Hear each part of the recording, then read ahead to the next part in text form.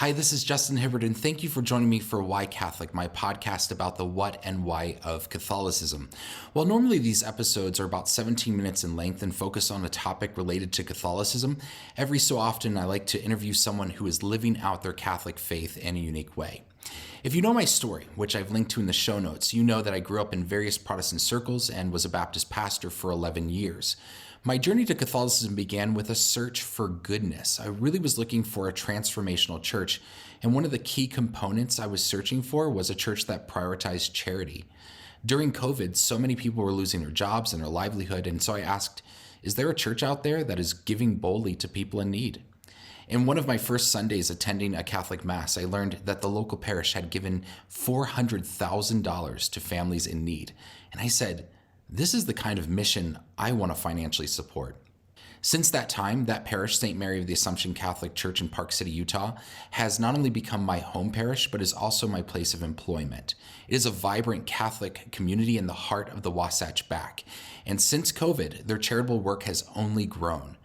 For this episode, I invited Father Christopher Gray, the pastor of St. Mary's, and Maria Villar, the St. Mary's director of charity, to share their vision, mission, and process for cultivating a charitable church community. In case you're listening to this episode, this can also be found in video format on our Why Catholic YouTube channel.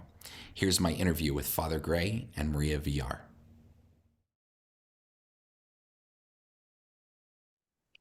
Father Gray, my first question is for you. Tell me a little bit about the evolution of this charity program that you have at St. Mary's. How did this all begin, and how did it develop to what it is today?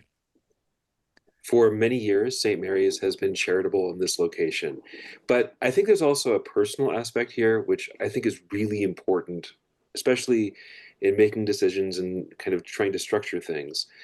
When I was a young person around the Cathedral of Madeleine, there was a program called the Good Samaritan Program, which was interesting and it was good. It was a really good intuition that right at the church, there should be a means of being able to distribute charity and be open to people. Now, that program had some limitations. When people came to the door with whatever the need was, they got a sandwich, which I made many of. Other people also made many, many, many more, but there were lots of sandwiches, and that's what you got. And maybe you got something more than a sandwich, and maybe you got something that you actually needed, and maybe a sandwich wasn't it.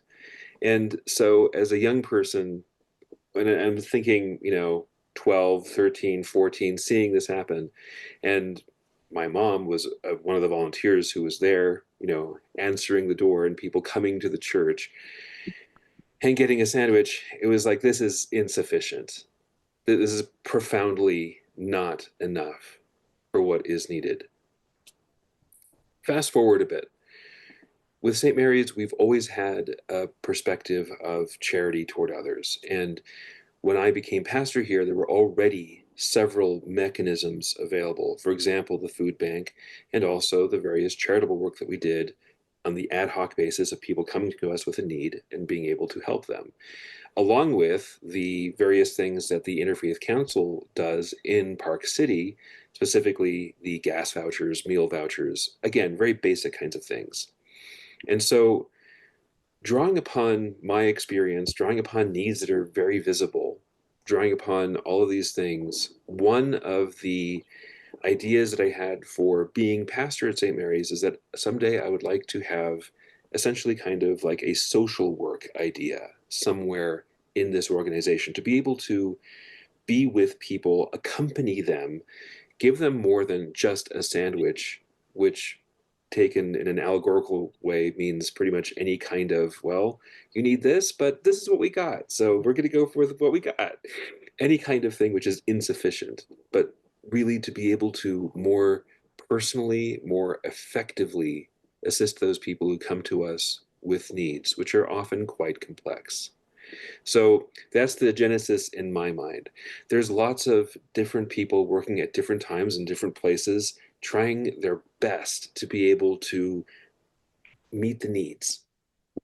And I'm really very, very happy with what we're able to do right now, especially with Maria. One of the things that made a real impression on me on me as I was considering Catholicism, because one of the things I was looking for was I was like, is there a church out there that's doing charity?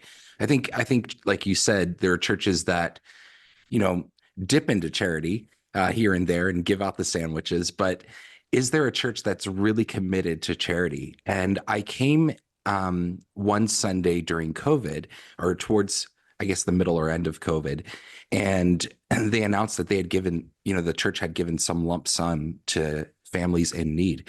Can you talk a little bit about that and how that developed?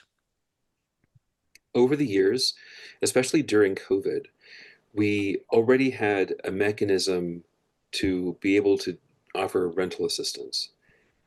During COVID, there was a moment, there was a conversation that was, are we going to keep doing this, knowing that there will be many people who will be needing it? And the answer was a resounding yes. My answer was yes, to the great expense. Yes, as much as we possibly can. It doesn't matter. This is the most important thing. Which I don't think is necessarily the most common response among churches during COVID. Mhm. We thankfully were in a position to be able to do this. There's always a lot of structural work that goes into the administration of church. And again, it's very much based on many people coming together to work together for a greater good. But especially in my position, there's a really particular kind of ministry in being able to focus. And that was a moment that I'm very, very grateful for, to really lean in to charity, as we were also leaning into a couple other things, which made, honestly, that time of COVID a time of many blessings, honestly. Mhm. Yeah. I know that was a hard time for a lot of people, losing their jobs and things like that. And yeah, so I know that just that just stood out to me, and I thought, this is a church I want to give money to. This is what I want to give resources to, a church that is doing this. So And yeah, to I be thought that clear, was.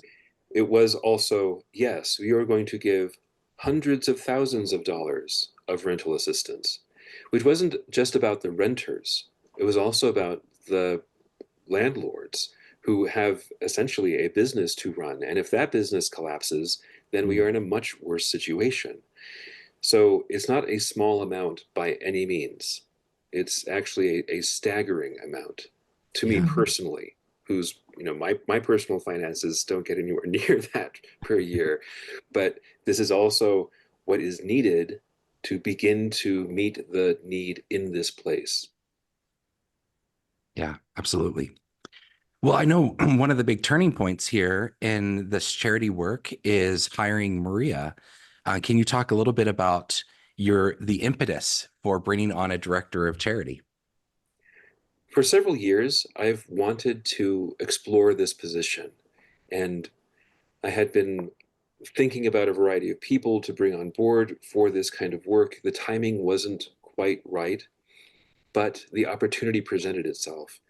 And it was maybe a little bit earlier than I had kind of foreseen actually going into this. But again, it was an opportunity.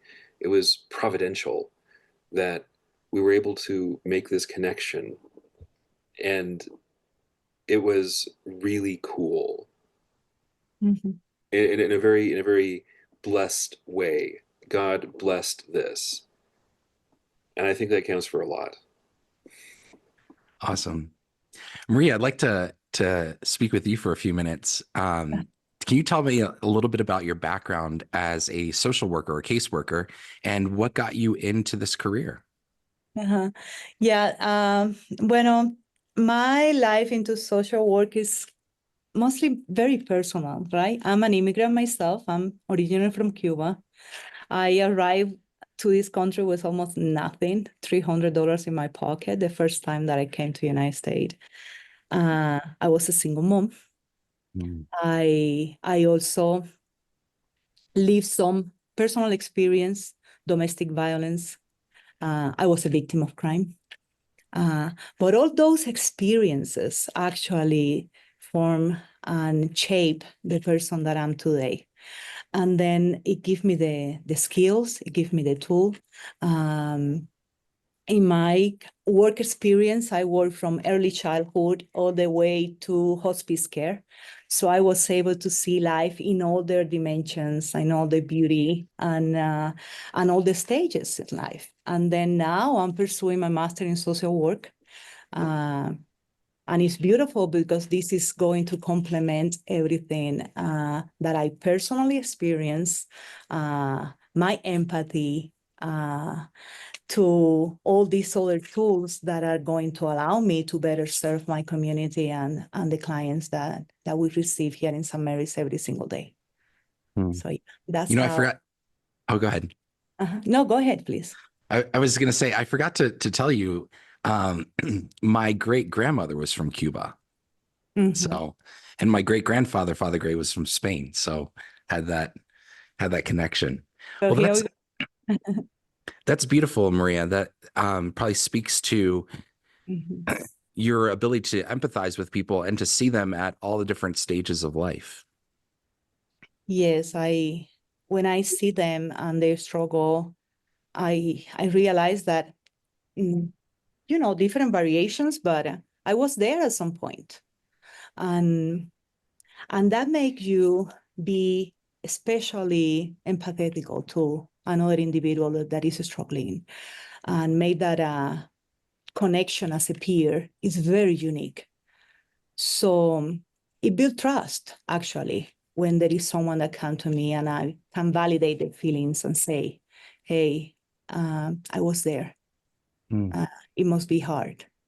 Yes. So it's really very unique, and it's a blessing in my life to be able to combine.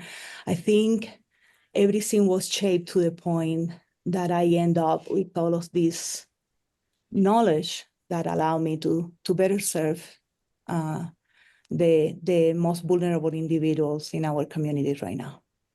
So I'm very blessed.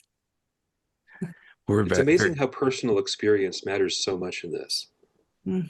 Not just on the side of one who needs assistance, but also on the side of seeing how assistance is given. Certainly, it's important for me vocationally. And I think there's a very strong parallel here between you and I, Maria.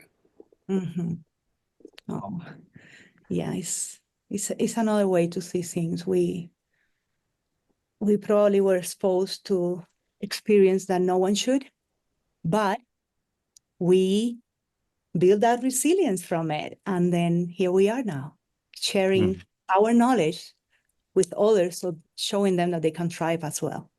So, well said. Well said. I think a lot of churches may feel overwhelmed in maybe starting a charity program or thinking, I know as a Protestant pastor, people would call me on the phone or come to the door, and I was like, we don't have anything to give. But Maria, you have taken a very different approach to charity in that you're working with a number of organizations in the community. Can you talk about that some more? Yes. So since January, actually, I was checking the number this morning, and up to today, we serve 273 families. Saying that is impossible to do it alone. It's impossible, especially if we want to get to the root of the problem, if we want to actually offer a more permanent solution. Our charitable funds are very limited. We are just a church, right?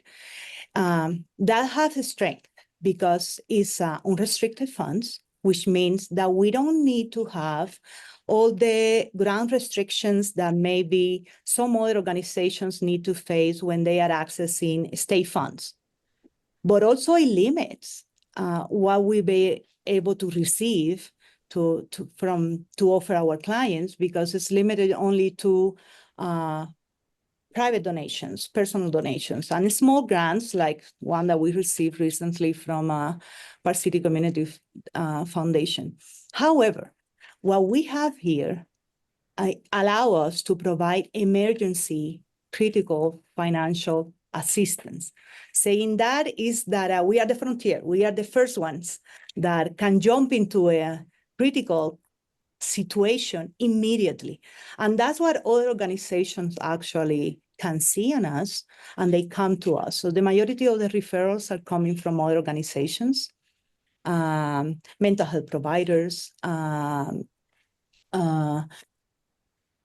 people health clinic, organizations that offer some type of training for people being able to access the workforce system again. But saying that, also what we are doing here is so beautiful, because then we tackle that situation, we buy that little time that we need to actually connect the family or the crime victim or the domestic violence victim and the children to move into a safe situation, while there is other systems that can take in place to offer a more permanent solution so that family can actually thrive in life and be successful. It's very, very difficult for an individual that is experiencing domestic violence to move out of that unsafe situation. And knowing that St. Mary's is a place where they can feel that they can be supported is very unique. So that's all we have right now. I was struck by we had a recommitment to give dinner, a couple months ago, I guess now. And we invited a number of organizations from the community to come and talk. And these were things I didn't even realize were going on. But one of the things that struck me was the comment that, and I can't remember the organization or the person that said it, but it was like, in the past, we felt like we were competing for money. But now it's like with St. Mary's is like the hub, with all of these organizations working together to provide assistance for families. Can you both speak a little bit more to that? Mm-hmm. So yes, so what happened is, as I mentioned, our emergency fund is something that allow anyone in crisis to be able to reach out. It's limited what we can offer, but at the same time, it's that respite care that they actually need at that moment, so they can move on into something else. That comment came from Jen O'Brien, and it was Summit County Clubhouse. And they specialize in offer assistance to individuals that are struggling with mental health conditions and disabilities. And they are getting them back into the workforce services. And actually, we also have homeless individuals that have been able to move to transitional units, housing, getting that time for them to be able to be successful, to move to a more permanent housing solution and move out of the street. And that's what we are doing here. So we are the one that opened that door for them the first month. And after that, there is a whole system in place with other organizations that are going to take over to offer that more permanent solution for that client. Mm-hmm. So yes, when anyone is actually coming to us to donate, they are not only donating to the meeting, the donation is going to all those other organizations that we partner with, serving their clients and all the individuals, because at the end, it's just different organizations, but serving the same individuals. So at the end, we are all working together as one. Yeah. That's the beauty of this program in St. Mary's. Mm-hmm. Looking at it from a different perspective, we spend a substantial amount of time talking with our parishioners, our donors. And one of the things that we ask them about is, what other organizations do you support? Among them, some of them also support other nonprofits in this area. Some of them support alumni associations of their university somewhere else. There's a very interesting smattering. I think that with the way in which we are doing charity, which is helping people directly and allowing individuals to be able to navigate the many resources that are available, working with the providers also, we're able to do an amazing amount of work right here. So when people give to charity at St. Mary's, they may not be the usual donors who give to other organizations here that do that work.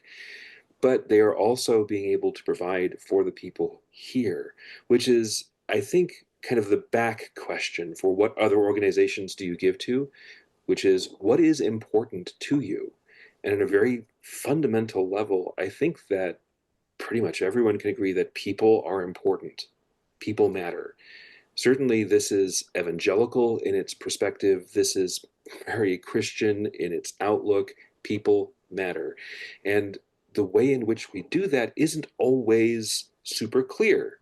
Like, you want to help people, so these people asked you for help, so you help them, and then you're kind of checking it off the list. It's not super direct. With St. Mary's, it is very direct. And that's a really special thing. So coming to this point that Jen made about we're not competing, but we're working together, it's also about the people involved.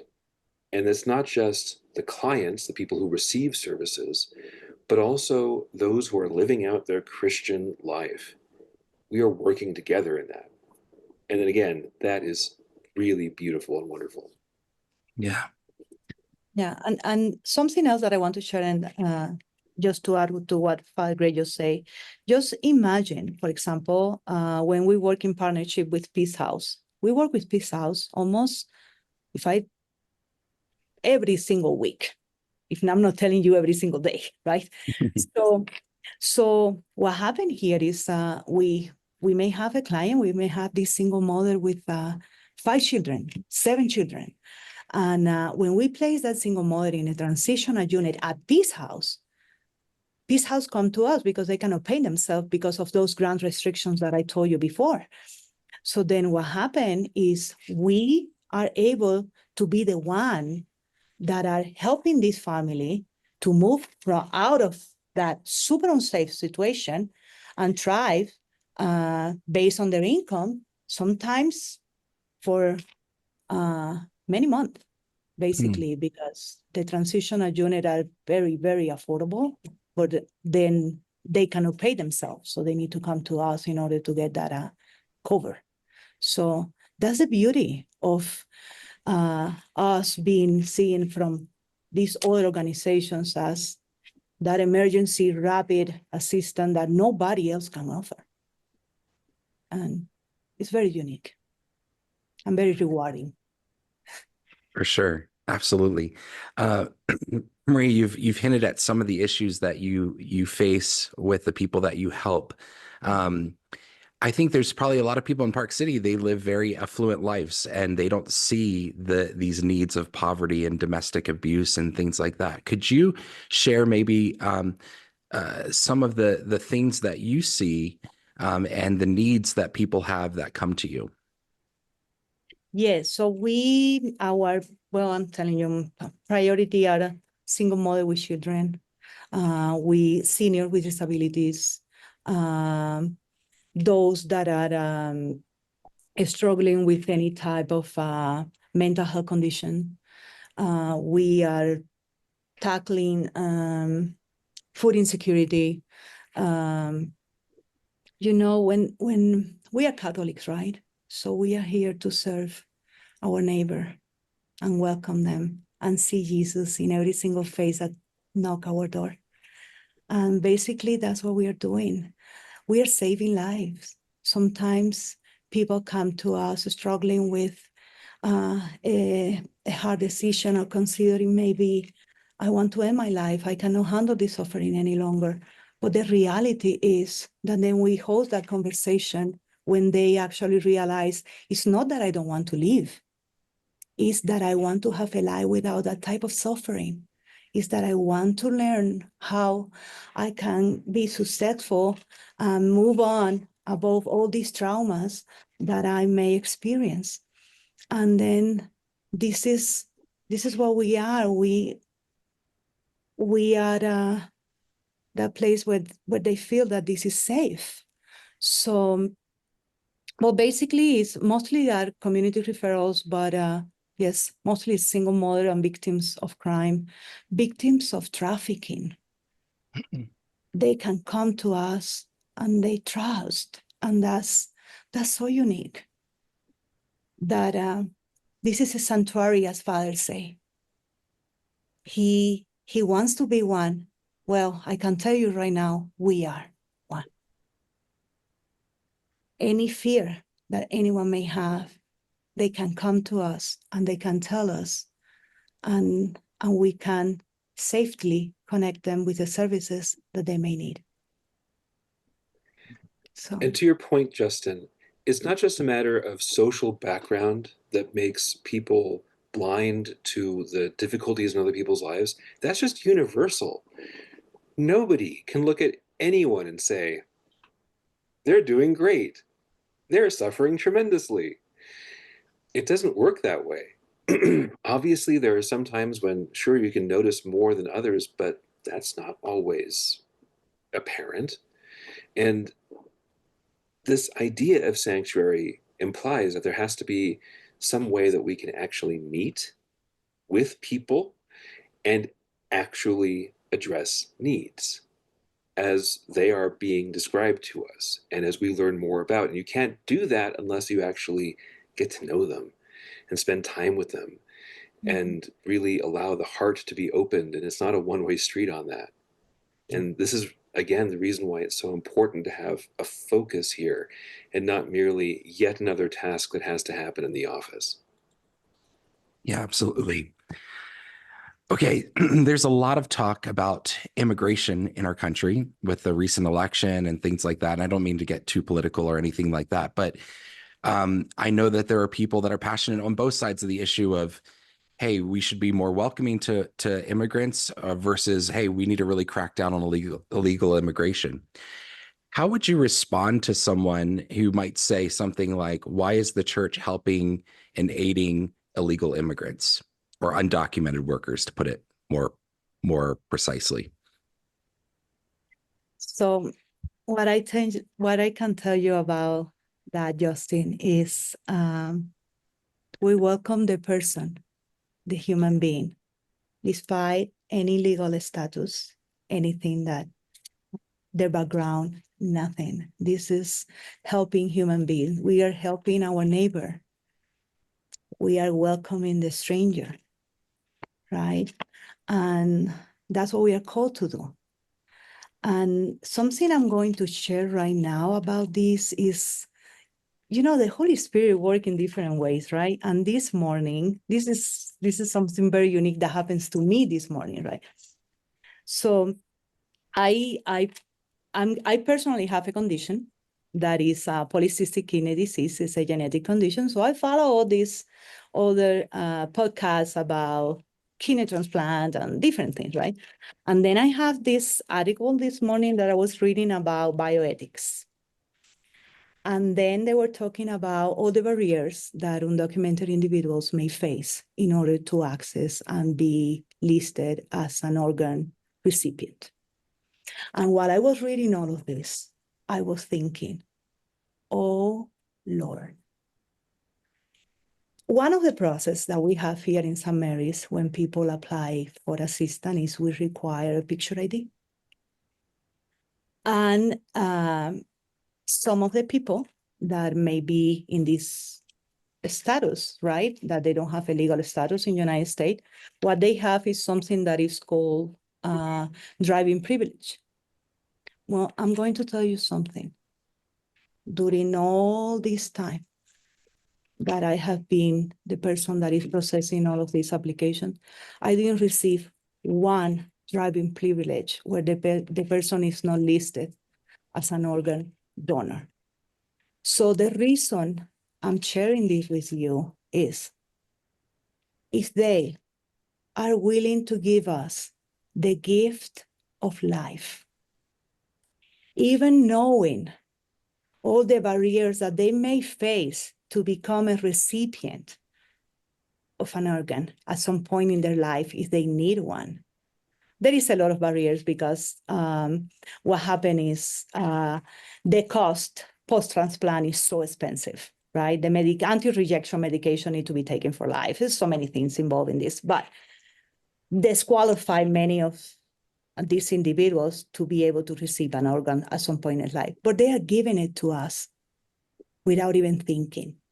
That's love. So why in the world charity should be different? Why we need to condition charity at all based on a legal status or not? These are just human beings, and we are here to help them and see Jesus in every single person that knocks this door.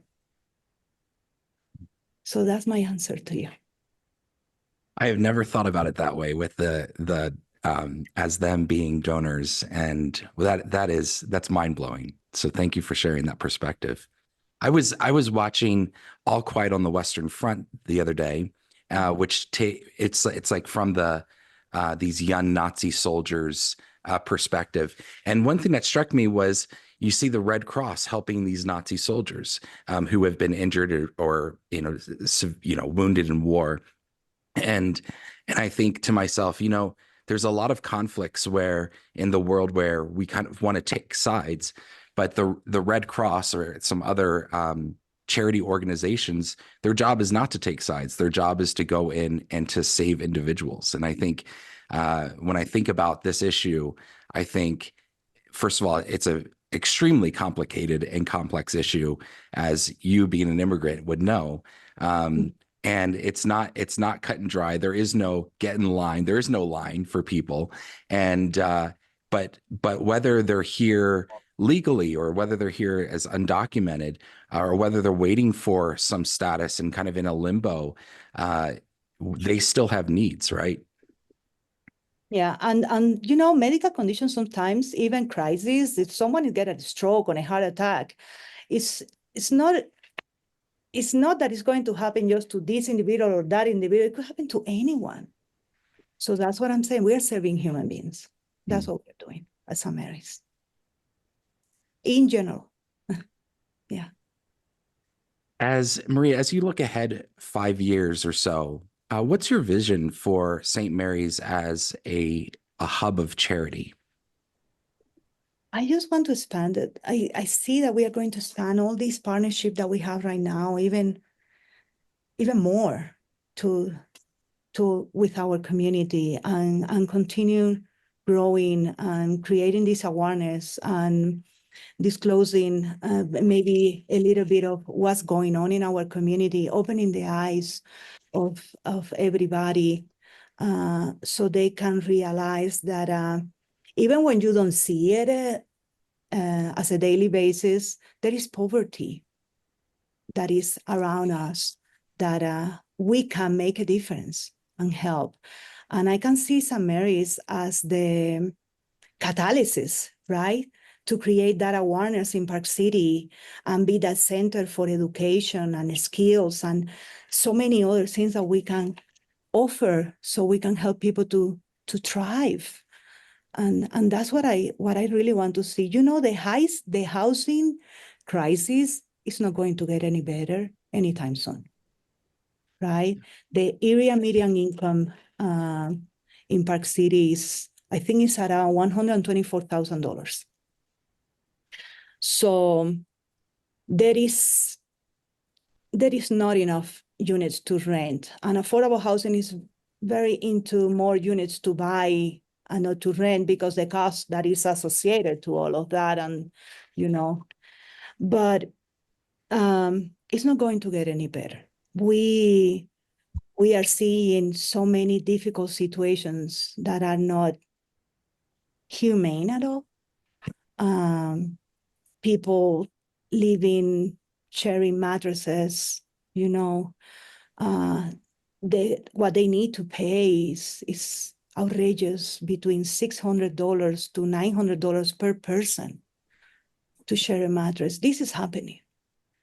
And apartments that are overcrowded. And then the Olympics are coming. It's going to be beautiful, but it's also going to be very challenging for those low-income families where they are going to live. And that's why I see St. Mary's at that place where we are creating all that awareness so we can plan in advance as a community in general, so we can prevent crisis from happening, because prevention is the key, in my opinion, and we can do that. Yeah. Right now, we are working so hard in suicide prevention because it's a reality. And we are doing it from here as well, in partnership with the health department and so many other organizations. The mobile crisis unit. I mean, so, and I just see that growing and growing. It's just very unique and very beautiful. So that's my vision. Yeah. Mhm. And Park City in particular has I think maybe not a unique challenge, but definitely a challenge in that it's a destination place with lots of it's a hospitality industry with hotels and restaurants and ski resorts and things like that. But it's so expensive to live here. And so there's just not enough housing. I know they talk about this with the employees that they bring in to work at these ski resorts. They don't have affordable housing for them, or they have to live in kind of dorm room situations. And so you're saying too that not only is there that challenge, but then there's people that are paying $600 to $800 a month just to share a mattress with a stranger. Is that right? Yes, Hmm. it's a reality, and it's not safe. So by creating that awareness, maybe at some point, together as a community, right, we can bring that policy change that need to happen in place so we can actually find more affordable solutions for those families. But if you don't know about it, then what you can do? It's not that people doesn't want to change the situation and people doesn't want to actually help, that this type of things are not surrounding us, not around us. It's just that many of our community members, they don't even know about it. So that's why creating that awareness is so important, and be that center where we can promote that, and partnership with other organizations that can find more permanent solutions is so important. Working hand by hand with Jesus and our community. Absolutely. Father Gray, I'd like to ask you the same question. What do you, if you look ahead maybe 5 years or so, what's your hope and your vision for St. Mary's as a hub of charity? I hope that, in a final analysis, that we can transcend the need for many things. That is always the desire. What is a great Christmas gift? Peace on earth, indeed. And knowing that these things happen very, very slowly, I hope that we can continue to build relationships, build up our network, and that when people here find something that they need, find themselves in need, that this can continue. The Lord himself tells us that the poor will always be with us. And that is an important perspective. It means that we need to continue what we are doing and to continue to do it like anything else better over time. Yeah. Mhm. All right. Last question, Father Gray. And actually I'll open this up to you as well, Maria, but if a church approached you and said, "Hey, we really love what you're doing at St. Mary's. How do we get started?" Or what advice would you give them? It's really hard to think about the things that churches really do unless you're actually in it. So a lot of the time people are kind of surprised that we have to do the things that any other physical plant thing in the world has to do, like pay electricity bills and other utilities and snow removal and maintenance and Right. all of those things that we really super take for granted and think like, well, it's a church that doesn't. Oh, but yes, it's a big part. And this is the hesitance, because very often an organization like a church is doing its very, very best to kind of stay on top of the mountain of the many kind of very present needs of the physicality of the place, while also trying to, at least in some way, do the gospel stuff and the holy things and worship and all the rest of that. And so between the two of those, we have a lot of, well, necessary blindness to other things. I hope that more and more pastors will feel courageous to be able to take on projects like this, which are beyond the merely needed to survive as an organization realm. It's obviously there's a lot of kind of back and forth that goes on in a conversation like this, and it's a hard one. But the most important baseline message is God wills it. God will provide. It is a matter of faith.